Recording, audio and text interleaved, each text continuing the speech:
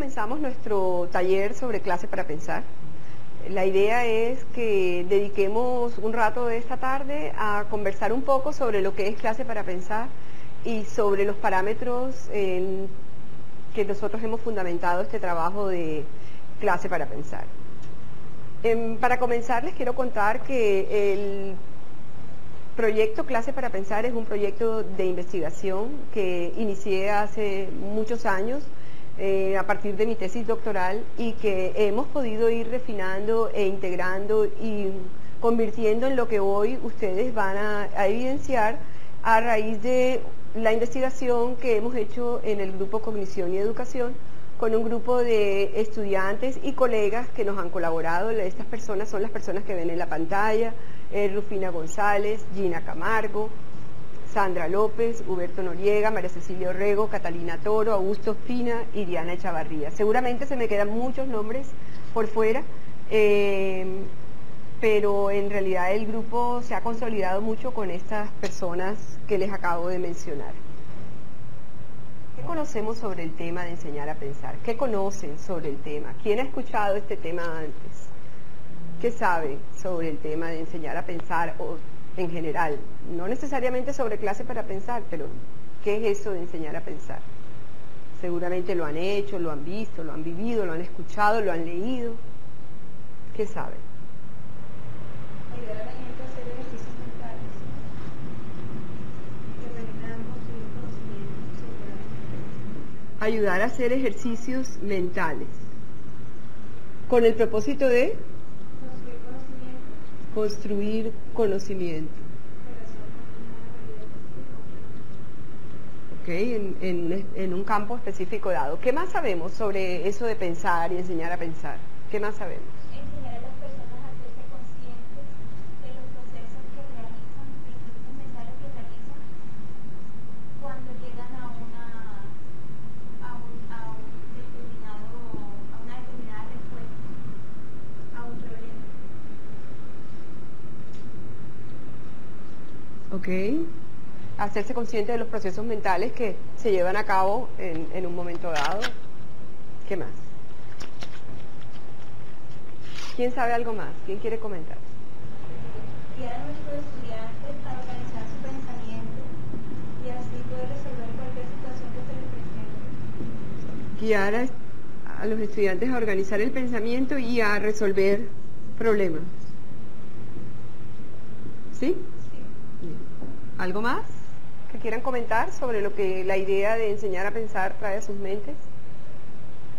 Bien, ¿qué queremos conocer? ¿Qué nos interesa saber sobre el tema de enseñar a pensar?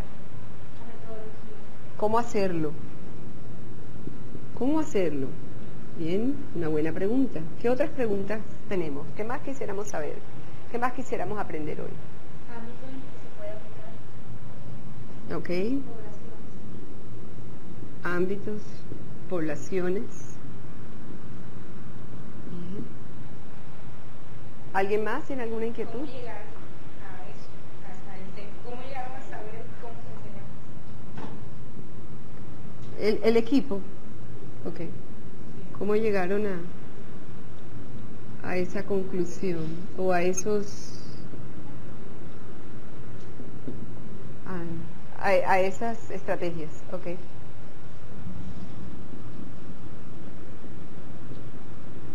Bien.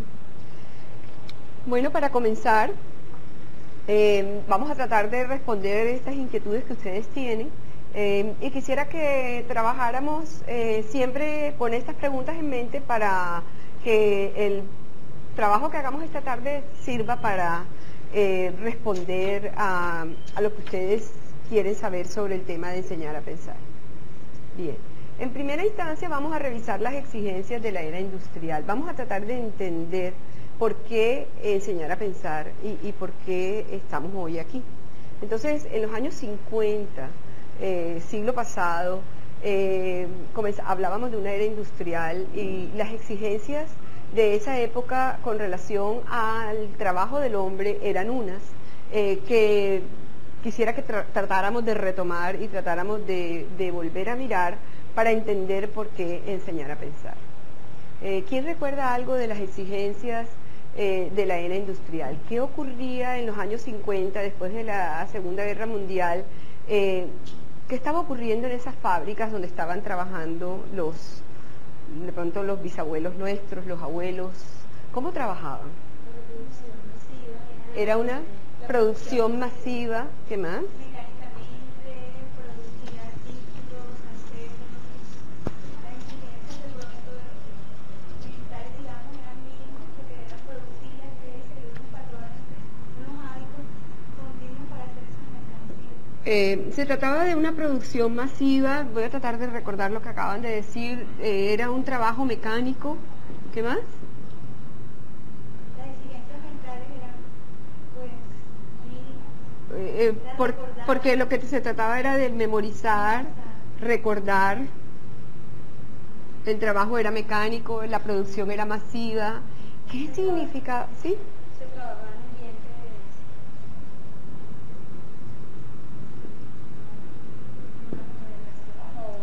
¿Perdón? de opresión o no unas condiciones de trabajo inadecuadas.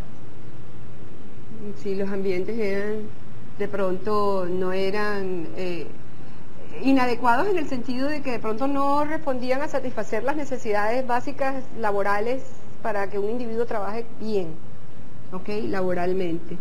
¿Qué más? No tenían la autonomía para trabajar. Cuando sentían presión de trabajar, no tenían autonomía de decir lo que sentían o lo que querían hacer. Ajá, ok, de pronto no había la autonomía. ¿Qué significaba ser productivo en esta época? ¿Qué significaba ser productivo? Una persona que era productiva, ¿cómo la veíamos? Porque hacía ¿qué? ¿Qué tenía que hacer? A través del número de Hacer un producto le daba un tiempo Ok, o sea que la definición de productividad estaba relacionada con un resultado en torno a cantidad y tiempo. Mayor cantidad, menor tiempo. Eso era ser productivo, ser eficiente. En esa época lo que se necesitaba era hacer más, lo más rápido posible. Bien, cuando una persona está trabajando en esta forma mecánica, recordando lo que tiene que hacer, ¿dónde queda su autonomía? ¿Dónde queda su autonomía en torno a lo que tiene que hacer? ¿Puede la persona, si tiene que hacer un trabajo mecánico y rápido, ser autónoma, decidir cuándo va a hacer algo? Vamos a pensar en una producción, como tú decías, masiva de zapatos, de una fábrica de zapatos, donde cada uno de nosotros tiene una función. Supongamos que la función tuya, Olga, es la de clavar el tacón, y la tuya es la de poner las hebillas, y la tuya es la de hacer la capellada, en fin, cada una tiene un trabajo. Cuando a ti te toca, Olga, clavar el tacón en esa fábrica, ¿tú vas a poder clavar el tacón en el momento en que tú quieras o es cuando se tiene que hacer en el momento en que se tiene que hacer según la línea de producción? ¿Qué pasa si tú tomas una decisión de hacerlo en otro momento? Se daña todo el proceso. Entonces, desde ese punto de vista, ¿dónde queda la autonomía tuya? En la producción. ¿Ok?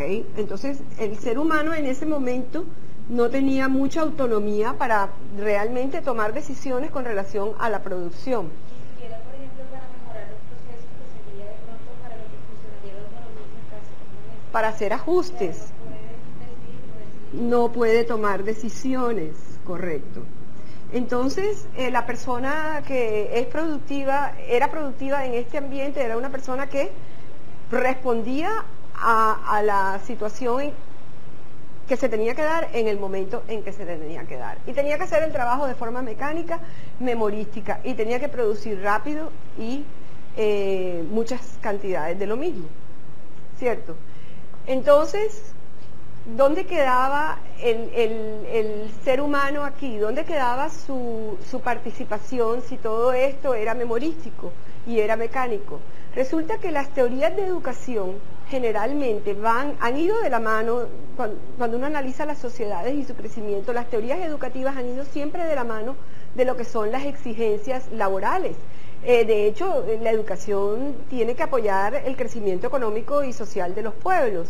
Entonces, las teorías educativas de esta época no podrían ser otras que unas teorías educativas que apoyaran precisamente este tipo de ser humano que trabajara de forma mecánica, memorizaba, recordara exactamente lo que tenía que hacer cuando tenía que hacerlo.